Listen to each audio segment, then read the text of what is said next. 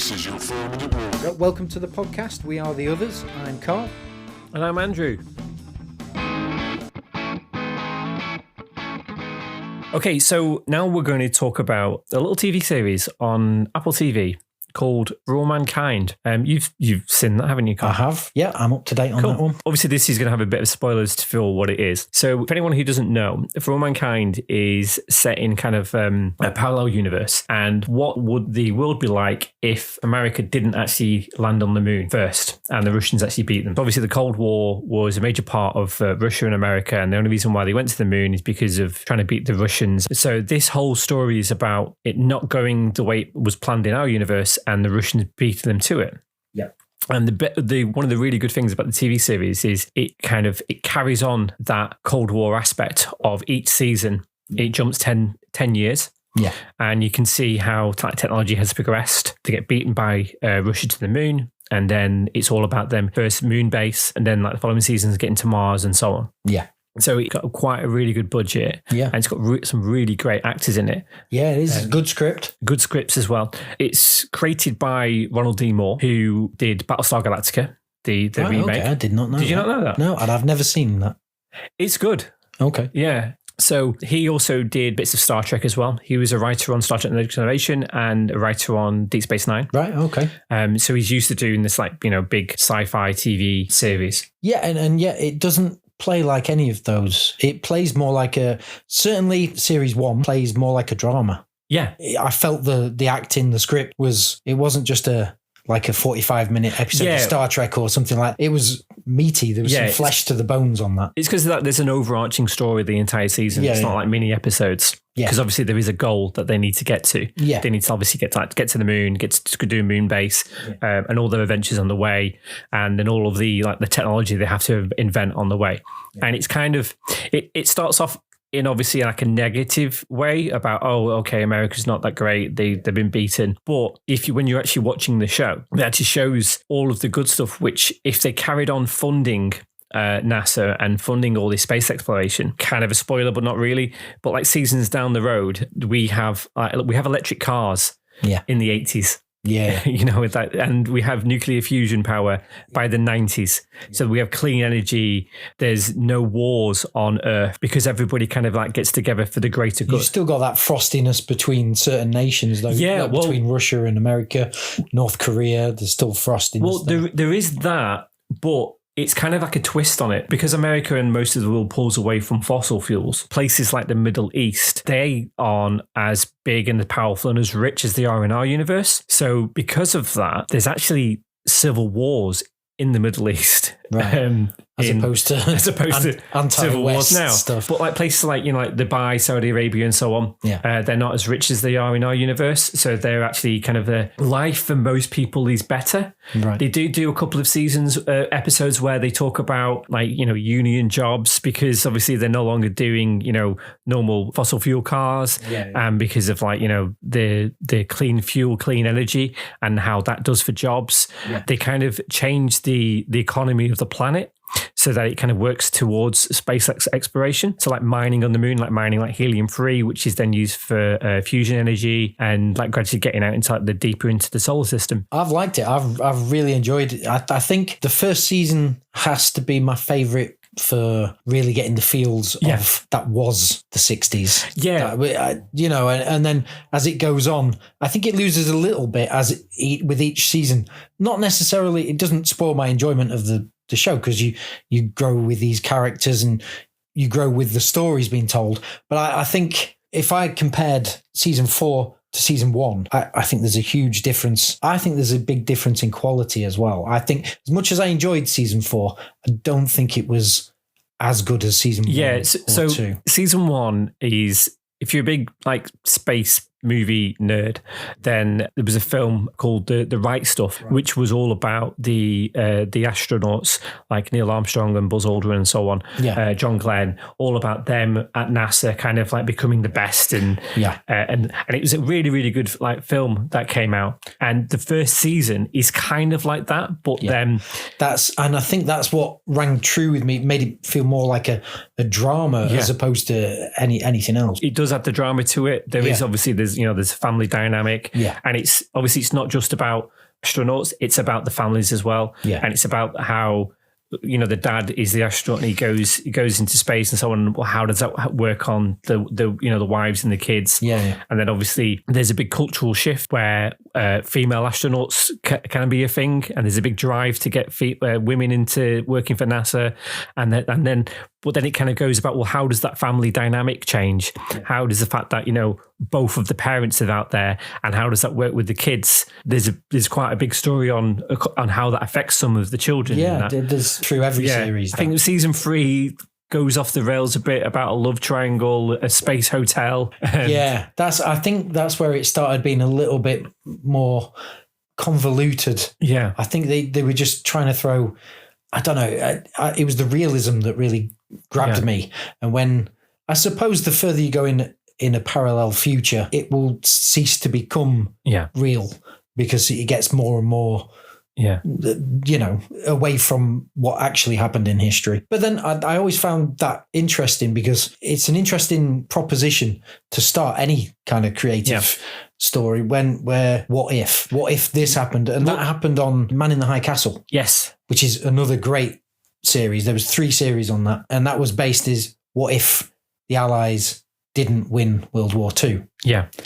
And that's fantastic. I love that. I thought that was just as good as For All Mankind. And that ended well. But that ended in 3 series. And it ended where it should have ended, I think. They tied it up well. Yeah. The thing is with For All Mankind is they keep the same actors each season. Yeah. So each season, it jumps 10 years. But then before the season starts, they do kind of like look what happened in the past 10 years, but they do it as a newsreel. Yeah, that's right. Like one of the newsreels when it gets to like the late 90s towards the 2000s is President Bush never gets elected. Al Gore gets elected. Al Gore was a president who was very much for kind of like working towards climate change and fixing it all and renewable energy. 9/11 never happened. Which means that they never went to invade Iraq and Afghanistan, which is a completely different timeline to us. And a lot of the things which have obviously happened here has had a major impact since the last 20 years. Yeah, definitely. And it's about the better outlook. But even though, it's a brighter outlook. Yeah, there are still human nature gets in the way. The character of Ed, who's like a main character throughout the whole. He's very flawed. Very flawed. But also, as he gets older, his makeup. I think that's for a show that has a budget. Surely they could have done that better than what they've done. The thing is with Ed, he's like Ed is the main character, so obviously every 10 years he gets a bit older. Yeah, and the problem with that is the series only comes out every 2 years. Yeah, so he's kind of aged 40 years so far in 8 years. Yeah, but it looks like they've just go. We'll make your hair grey. Yeah, and we'll put some liver spots on you and just I don't. But he also becomes a character where he's not a nice guy. And not really. Because he's very stuck in his way from trying to be the best of the best, but because he's old and he can't be the best anymore. No. He kind of rubs people the wrong way. But I think his character always did. Yeah. He was always that kind of character. Well, this is the thing. So in our normal timeline, to be an astronaut, you had to be the best, but you were a pilot. Yeah. Like a test pilot. Yeah. And, strong and fit and healthy. And that's kind of what it was. Yeah. That's all they were. They were just test pilots. But then as we got into the 80s with like the space shuttle program and so on, astronauts changed and they became scientists and teachers and, botanists and so on because of the actual experiments they were doing in space. Yeah. So that whole kind of, I'm the best. I'm really like tough guy. It wasn't necessarily that changed. That character. Even in this universe, I think he finds it the hardest to realize that the people around him aren't knuckleheads. Yeah. They aren't the same type of stuff that he's made of. Top Gun. Yeah. It is interesting. It is interesting. Even though I think with each season, certainly season 3 and 4 weren't particularly as good or as well done as season 1 and 2, it's still a good story. It's still worth watching. Oh yeah, and I still had at no point have I ever thought, no, I'm going to ditch this and watch something else. I'm really interested because obviously the story's going to go on for another couple of seasons. They've kind of said that, but obviously they are still going to do the jumps. Yeah, and some of the jumps might get a bit bigger. Yeah, because Ronald D. Moore, the creator of it, because obviously he was on Star Trek. Yeah. You think he's trying to link it up? He has hinted that it's going to gradually get to the point where, faster than light travel. And so we are looking at the beginning of Star Trek in a sense. So I'm really interested for that anyway. I think it'll lose something of what the show was originally about, but maybe not necessarily for the worst. Maybe it just goes on to become something different. Yeah. Well, the thing is with Star Trek was Star Trek was always it was the good outlook on life, what humanity can do at their best. Yeah. And that's slowly what it's getting to in the show. There's a bit of corporate greed every now and then. Yeah. You see, that's one thing that you're a huge Star Trek fan. I've seen the films. I think I've seen all the films. There's some you haven't seen, which I'm still trying to get you to watch. Right. Okay. Well, maybe I haven't seen everything then, but I haven't seen certainly series. Yeah. I remember Next Generation being on when I was a kid. I will have seen some episodes, but just think of how much of a better person you'd be, Carl, if you'd watched all of it. Like I have. Possibly. Who knows? Yeah. Maybe if I start watching them now, there's still time. So obviously, while For All Mankind is a series, they're actually going to be doing a kind of a prequel to where it is now series, but it's also going to work as a spin-off called Star City. Oh, okay. So Star City is the Soviet Union, the Russian headquarters of their space program is called Star City. Yeah. Which is in Kazakhstan. So Star City is the headquarters of the Russian space program. The side series they're going to be doing is going to be from their perspective about them getting to the moon first. Oh, right. And from what you kind of find out during the For All Mankind series is there's a lot of spy espionage kind of stuff going on. Yeah. Kind of like stealing of ideas and plans and about how that kind of work in the background, which has only been hinted in For All Mankind, but this is going to properly go through it all. There's been some things about it online going like, well, how can they do a TV series? Is it going to be in Russian? And they've said it's not going to be in Russian. They'll probably start a bit in Russian with some subtitles. And then once you understand the characters, then you're going to understand that actually it's going to be in English. Right. Oh. So that's going to be an interesting way of doing it. And apparently they're also going to be speeding it up. So it's not going to be 10 years each season. Right. It's going to be, sped up a bit more. So it will kind of fill in the gaps. Catches up with where they are with the main series. But that's not going to air until after the next season. Right. Probably May. Yeah. And then probably at the end of next year, you're probably going to get the first season of Star City. Right. Okay. Yeah. Oh, look forward to that. Yeah. So that should be good. So stay tuned for that then. This podcast is definitely not sponsored by Zenith. Zenith. Laugh in the face of destiny. Meow. We are the others. In review. So you've seen a new movie which is quite big in the box office right now. Can you give it like a non-spoiler review of it? I'll try. Deadpool and Wolverine. It was very good. Is that non-spoiler enough?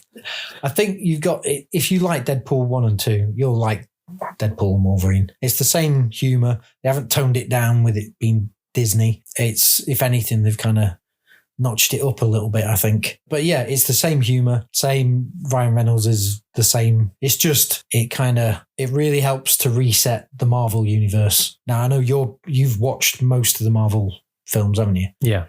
I haven't. So I've watched probably half, maybe. I don't know. But yeah, certainly Marvel seem to have struggled a little bit with the films after Endgame. With I suppose once you've built a property up to the point of Endgame. Yeah, the first 10 years. Yeah, then you've built up to that thing. So anything after that's going to be a little bit of a letdown for a while. But I think they struggled to really find what they wanted to do going forward. I think there were a few ideas that they were floating and they've tried that. And I don't think it's worked to any degree. But I think this is a good way to reset the movies going forward. I'm not going to go into detail of how they reset it, but it goes some way to resetting that universe. And it's done in a very fun way. I really enjoyed the film as Deadpool 3 because I'm somebody who doesn't know a lot of the history and the lore of, the Marvel Cinematic Universe. I enjoyed it as just a third Deadpool film. I thought it was really good. You'll enjoy it. I'm surprised you've not seen it yet. I'm a bit, what's the word? I'm a bit tired. Right, okay. You're normally the first to go and see a Marvel film. I've seen every Marvel film in the cinema. I've got to the point where I'm a bit tired of it. And I just, I really think you'd like Deadpool and Wolverine. I think it is a good pairing. They both, you can tell they're friends in real life as well, but the chemistry on screen is really good. Yeah, no, it's a good film. I think you'll like it, and because you're into the Marvel universe, I think you'll see things in it that I won't get. I won't know why that person's in it or that person's in it. You'll probably have a better understanding of it than I did. I enjoyed it for what it was. I came out, really pleased with it. Thought it was a great film. So what would you rate it out of 5? Out of 5? Are we doing it out of 5? Doing it out of 5. Right. I do everything out of 10. Oh, no. We're doing it out of 5 this week. Right, out of 5. We're cutting back. Okay. Well, then it's a 4. It's a solid 8 out of 10 for me. Is where I'm at with it. If you go in star rating, 5 out of 5 stars, then it's a 4 stars. That's good for me. That's like, there's not many films. There's only a handful of films really that go into the 9s and 10s for me personally. So 8. Yeah, I don't think it was ever going to be any better than 8 for me. I went in hoping it was going to be an 8. I came out and it was an 8. Would you see it again? Yeah, definitely. Yeah, it was good. Cool. It was good. In review, We Are the Others. And that's the end of this week's podcast. If you enjoyed any of that, please come back for next week. I'm Andrew. And I'm Carl, and we were the Others.